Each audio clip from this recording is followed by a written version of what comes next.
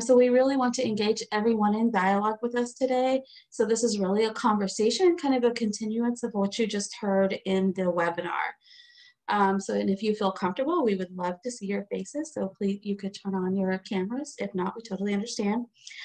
And kind of the information that we hear from you today, we're going to use to shape our future events and also policy recommendations. So with that being said, with this being a conversation, we want to show respect to each other. And so the Academy for Diversity, Equity, and Inclusion at WashU has some helpful guidelines for conversations that we'd like to share. So this is the community agreement suggestions. Be present, make space and take space, speak from personal experience.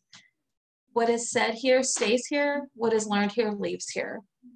Listen to understand, assume good intentions, and speak in the I, not in the we.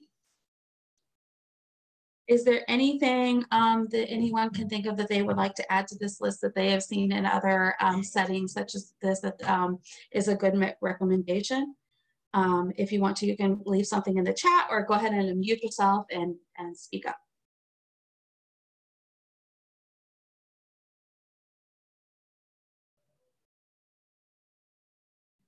This is good. We'll just go ahead and accept this and then move right along. And this will also, there will be a link to this in the chat to refer back to for discussion. So we can go ahead and get started. So the first thing, we kind of want to reflect on everything that we just heard today. And so in the chat, what if you can go ahead and put in here, what brings you here today? What has you interested in the conversation about housing, neighborhoods, and inclusive growth? So we'll go ahead and just take a little bit of time today. Just go ahead and input in the chat, you know, what brings you over to this topic, and then I might read some of those out. And or if you feel comfortable, go ahead and unmute yourself, and I'll call on you, and you can speak about what brought you here.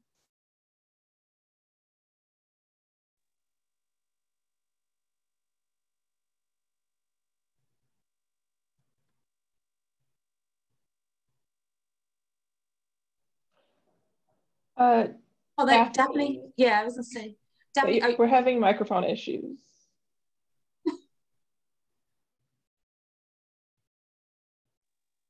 Okay. Okay.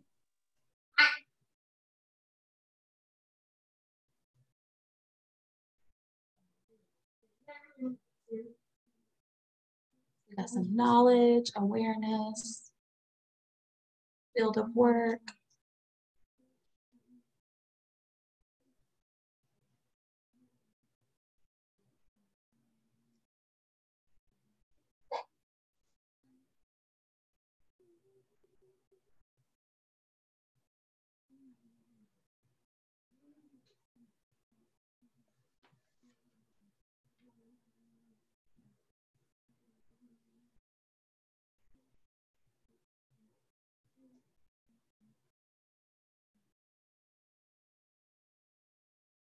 Wonderful. All right.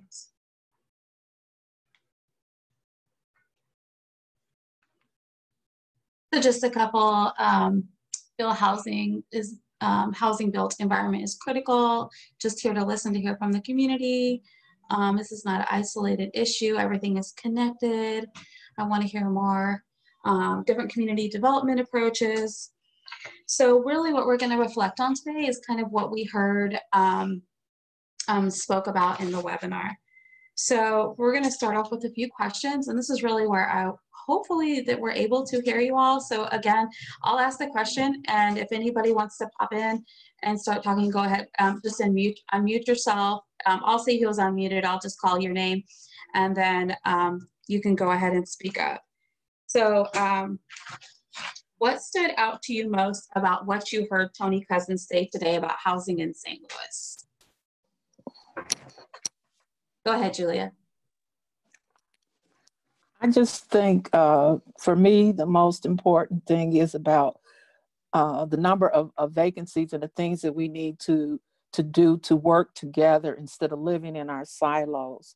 Like there's a what they call a North Central plan, where it's 3 wards in the North Central area are working together to come up with a strategy for development. And I would imagine in your neighborhood, Megan, you're also doing that kind of thing. So instead of us being silos, we're neighborhoods working together for the betterment of all of us, because in the long run, we are all connected, and we all have the same issues, no matter what where your neighborhood is, and especially in North City. Yes, I would say the silos comment was great. A great way to, I mean, I think that should maybe been the theme for the event. It really tied in a lot of what we're trying to work on here, is how we can all come together. I think we all know in St. Louis, a lot of us are doing a lot of different things, but a lot of us are doing the same thing. So how can we all come together? Anybody else? Darlene? Or Barbara? Go ahead, Barbara. I was just going to comment that a lot of the community development work obviously depends on money. And if we want to talk about policy and we want to talk about breakdown of silos, we have to talk about how the money is spent, how the money is raised. So education based on how property taxes, housing and the tax commission, and who's getting those tax credits, and where the philanthropy is. And philanthropy is very, very siloed. Some people only give to kids stuff, and some people only give to others. I appreciate We Power working on, Proposition R, but then we have senior fund and children's fund, early childhood fund. Where's I was going to say the We Fund, but that would sound like We Power. But how can we change some policies around that so that there's those restrictions also don't hold back development? And I have to leave soon, so I'm going to try to listen to answers in this conversation. Thank you so much. Well, really just to put it out there, I am here just to kind of ask some questions, and you all spark the conversation. So I really, really, really want to hear from you. So again, was there anybody else that heard anything from Tony today about, about housing in St. Louis that really stood out? Barbara, to maybe answer your question, in my neighborhood, we have a collaborative, okay? So it's not just the people in our neighborhood, it's people outside of our neighborhood who are at the table with us to come up with ways that we can improve our neighborhood. And then we work on maybe a couple of projects a year together. A lot of people don't really understand how many resources are actually in our neighborhood and how our resources actually tie to the greater community. So it's all about collaboration and working together with even those organizations who aren't necessarily in your neighborhood, but who are like-minded for the things that you're trying to do in addressing education, housing, development, healthcare, and all of that. So we try to be a little more inclusive, and who sits at our table. And usually the people who come in and sit at our table, they really are there for the long haul, because I think somebody mentioned patience and perseverance and time. Well, my time is running out. But I'd like to see young people, especially young people, come to the table and sit and also pick up that cause, because we have to think outside of ourselves. We can't, that the silo word keeps coming back. We have to be inclusive, I think, in my mind, as neighbors, to make sure we get the right people to come into our neighborhoods to help, and make sure it is a good fit, because there's so much competition out there for money and for all these different issues, that we have to work together as teams and collaborators to make sure the money is going to the right places for the right things. Alicia, did I pronounce that correctly? Steele? Yes, ma'am. Okay. It's Alicia, but it's okay. Alicia. Okay, I'm gonna get. Hi, hello, everyone. Good afternoon. Hi, Lisa. Hi.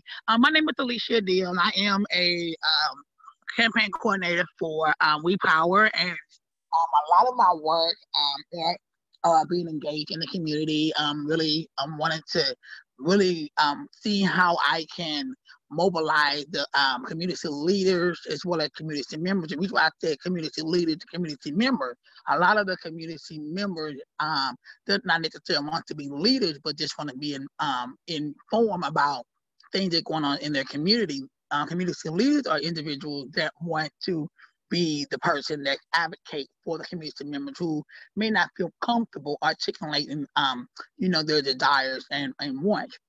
However, Ms. Julia had mentioned that there's a lot of resources in the community. As a community organizer and campaign coordinator, I have found myself coming against a lot of roadblocks for trying to assist residents in accessing those resources. A lot of times those resources are limited, and there are always some criteria for individuals that need to access those resources. For example, I know that Mayor Cruzan had released, I think it was 2 million, please don't quote me, but I think it was 2 million for the CARES Act to assist with the eviction and rental assistance. Now, there are about 40 residents who have reached out and see if they qualify or even can get those rental assistance, and was told that they didn't qualify because they had to have a disconnection notice, or not disconnection notice, but eviction notice. And what a lot of those agencies does not realize is that a lot of those landlords are compassionate and wants to work with those residents. And so it didn't make sense for those residents to feel like they have to have an eviction notice just to get some assistance if they have a balance. So I just want to, put it out there and see if there's any way that we can get around these quote unquote guideline criteria that seem to be a barrier for people of color.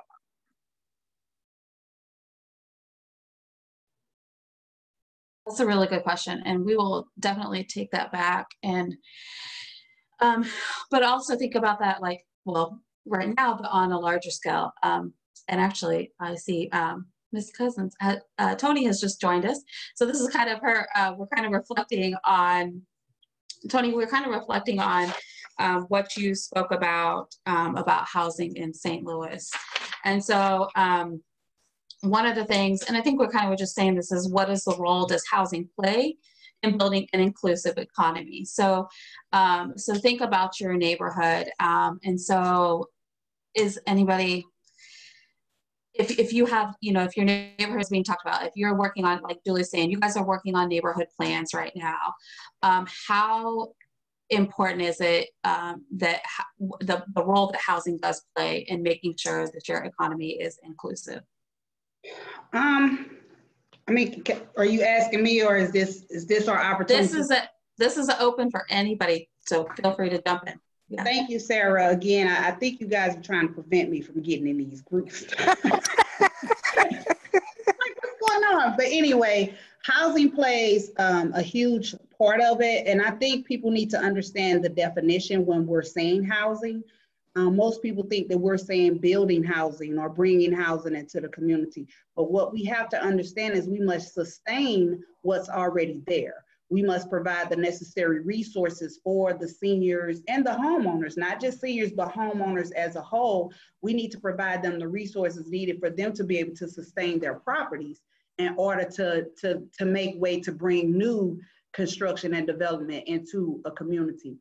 When I was over the Development Corporation, I mean, we did a tax credit deal, and we built 52 homes within the area that everyone deemed or identified it as Murderville.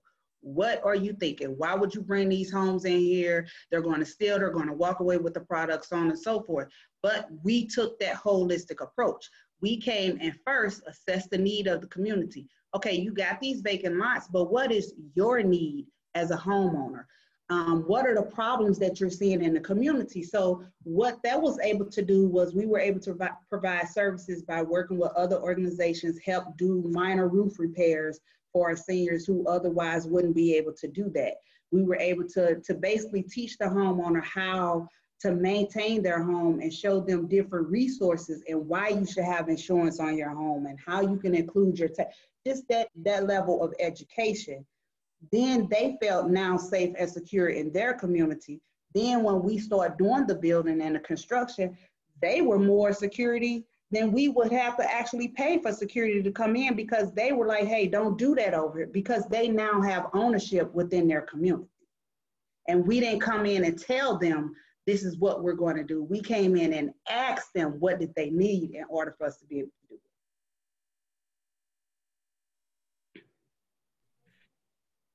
it. I'm sorry. I think No, y'all just jump in.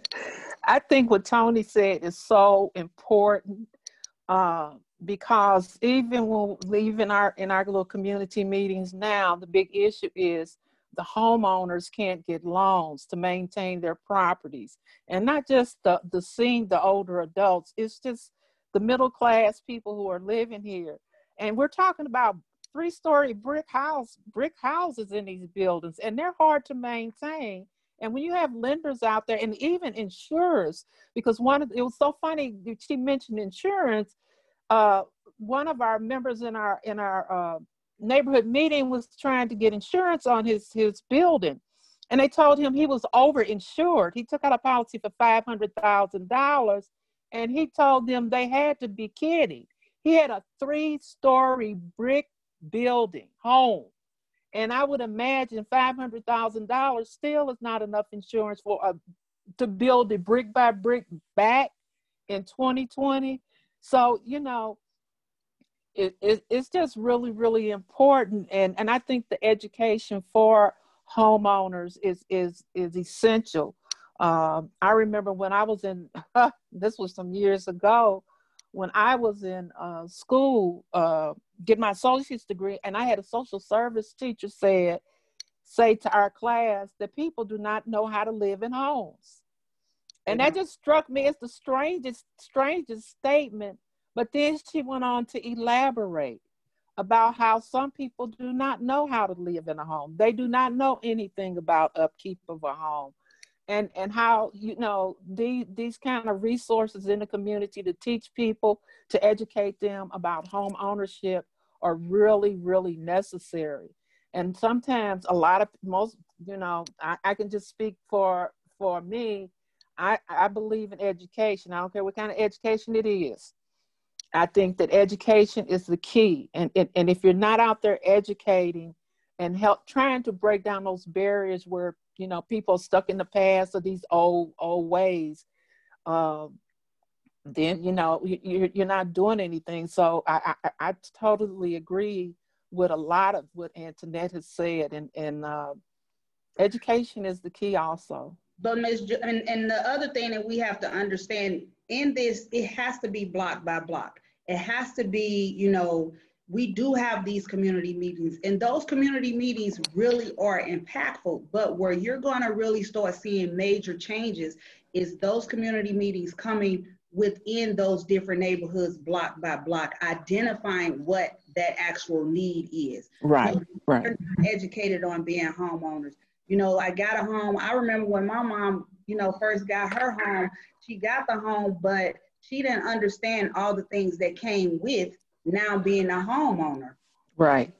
It's still yours. You still have that ownership of this is mine. And what you're starting to see in a lot of the communities is education. But the other challenge that I see that we're starting to be faced with is you have a lot of your seniors that unfortunately when they pass, they don't earmark who this home now goes to. So now you're getting quit claim deeds and who owns the property, and people just standing there, they're not paying. So it's so many scenarios where that education piece, like Ms. Julie said, comes into place, where you have to educate whoever owns the home on what happens when you're no longer alive, unfortunately. We don't focus on and right. And another thing, I think they've been mentioning the Vacancy Collaborative, where Peter Hoffman is a lawyer with Legal Services of Eastern Missouri, and he's trying to address those same issues, Antoinette, that you're talking about right now, about with the claims on the house and who owns the house, who doesn't own the house. and sometimes people don't even know they own the property. Yeah. So he's trying to work with the group. So there is help out there if there are people in your neighborhood who are having those issues. And that was, you know, one of the outcomes of I think it's the displacement group from the Vacancy Collaborative, is to help work on those kinds of issues or any kind of court issues that homeowners are having, where some of them are just very, very simple. People don't understand the forms that they're getting, or what the city is sending them about violations of things like that. So there is help out there, and it's just key that we let neighbors or our members in our community know that those services are available. They are out there, and usually they don't cost anything. So Did what I'm, you say his so, name was go Peter? ahead, Sarah. Yeah. Sorry, did you say his name was Peter Hoffman? I'm trying to figure out. Yes. Would they go to him? Is that the place they would go? They can go to Yes. Legal Services of Eastern Yes. Missouri and ask for Peter Hoffman. And so kind of piggyback off of all that is, so this is our kickoff meeting, webinar of like what we're going to touch on. And so the neighborhood and housing, we will have a webinar specifically dedicated to that in the spring of 2021. And so what I'm hearing from you is there is a lot of education. So education around home ownership. And then it's not even that, is that I'm also, and Lisa has put in here, is this like how, when we talk about housing in neighborhoods, we're talking about also keeping the folks that are there, which is addressing repairs and other issues that the folks that are currently living there. And then even deeper is defining housing of affordable housing, low-income housing, market rate housing. So if looking at that conversation coming forward. So we have about 7 minutes left.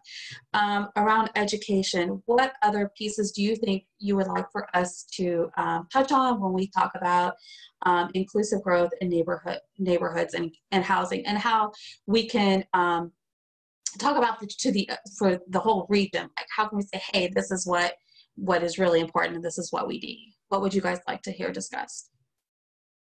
Can I actually just put this out there? I don't know if we would have a chance to talk anything about this, but I'm reading about opportunity zones, and would love to know anything that people have experienced about that. But I think it's an important topic. I think there's different approaches to affordable housing, and that's one of them. And I can imagine there's some things that are problematic about that, and would love to hear what people think. Well, I wish Daphne, who was here, she is actually over. Daphne is actually over, and she is part of our advisory committee. So I will put that on there and also share that maybe there is a lack of information out there for us to understand opportunity zone. I know that when I started this, I was like, what's opportunity zone? And really my understanding is it's more, I don't know if it's more about housing than it is about, you know what, and I might be calling you out, and if you don't want to speak, that's okay. But Glenn, I don't know if you would want to touch on opportunity zones, but I feel, from my understanding is, go ahead, Glenn. I mean, opportunity zones are essentially tax credit. So theoretically, they could be used in a number of ways. But the way we've generally seen it used here in St. Louis has been on, frankly, pre-existing developments that have been refinanced into it. So like City Foundry and stuff, that falls under the opportunity zone, and it has an opportunity fund attached to it. That was already approved and everything before the opportunity zones passed. So we have yet to see. So I think that we've really yet to see anything from the opportunity zones that wasn't already going to happen. Right. At least here in this market. Yeah, because you can look at the Cortex development too. That I think that is part of an opportunity zone, because they are developing. They have truly developed over there. They also are developing on the other side at the over by St. Louis University. Used to be an industrial area over there. So I believe that's an opportunity zone also. But it's kind of like the guy said, that, you know, it's stuff that's already been planned.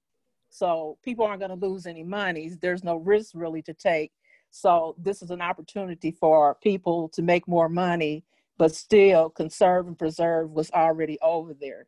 And the tax credits go to those areas where in neighborhoods in North City or where most of us live, those opportunities aren't there. I'm just saying, that's my personal opinion.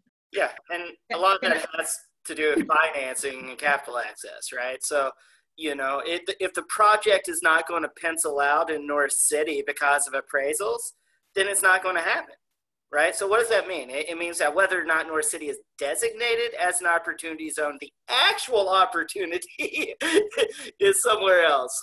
So, you know, I think that's, you know, it's important to sort of tie all these things together and note that when we're talking about money and finance and stuff, you know, money's not green. So we're going to go with Miss Deal and then Miss Tony. Yeah, I just want to say that I am a resident of one of McCormick Barron's Reagan property, and you know, I would say that because of the tax credit and the tax incentive, that's, you know, I'm just keeping it real. That is the only reason why they will build property in North St. Louis, because of the tax credit and tax incentive. However, there are no additional benefits for residents other than they get to, you know, look through a pretty window.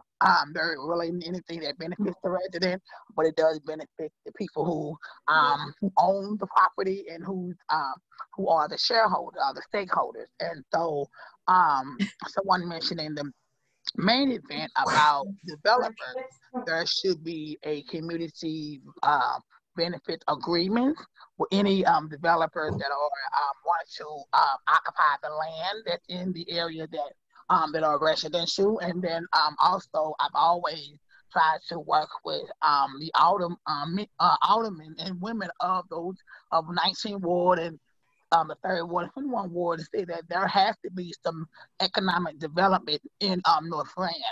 The money has to come into those areas because, you know, without the property taxes of those homes, a lot of those homes are dilapidated. You know, a lot of those homes are condemned and abandoned. So of course there won't be any property taxes being paid into those areas. And so then therefore the schools, the quality of education in North St. Louis City is horrible because, you know, the lack of funding, you know, or whatever. And so I just feel like, you know, when developers do want to occupy those lands, that there has to be a community benefit agreement so that everybody benefit, not just developers.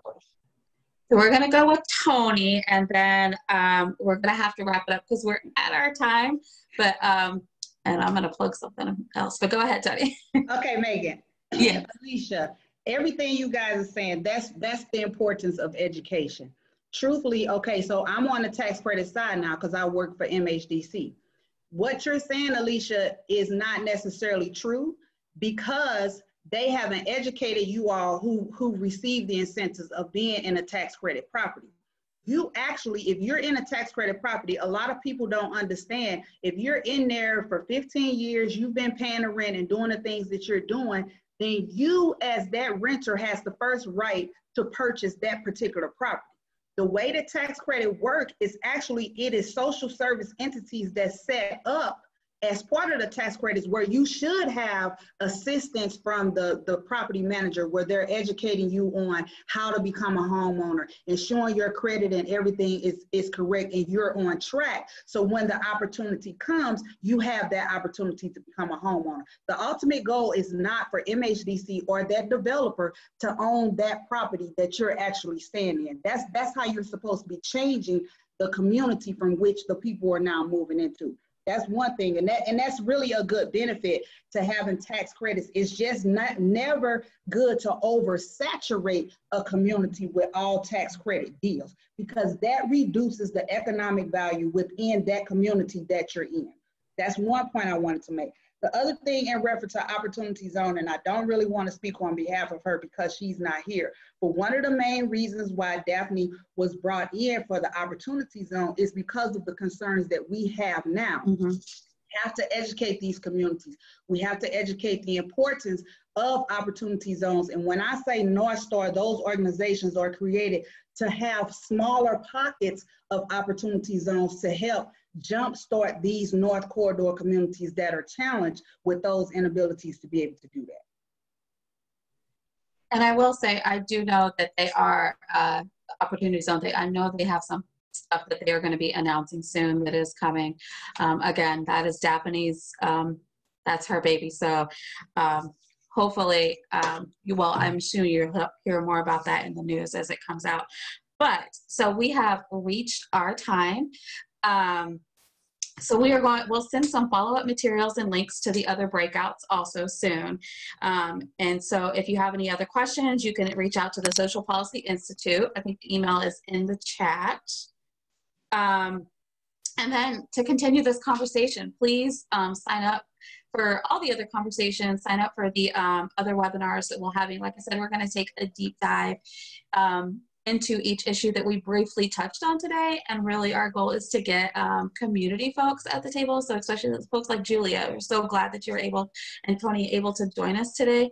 And so oftentimes, just do a little plug, is oftentimes that in these events is you might not see folks like us that are kind of the grassroots people leading these types of things. So I myself, that's what I am. I'm a mom working in the community trying to make my neighborhood better. So we really are really glad that you all joined us today. And then again, if you want to continue this conversation, the next event is on December 10th. And I believe you will all get a follow-up about these events and everything. So again, thank you all for joining us, and it will shut down in a couple seconds. So again, thank you for joining us and have a great day. Okay. Thank you, guys. Bye. Thank you. Bye. Thank you. Thank you.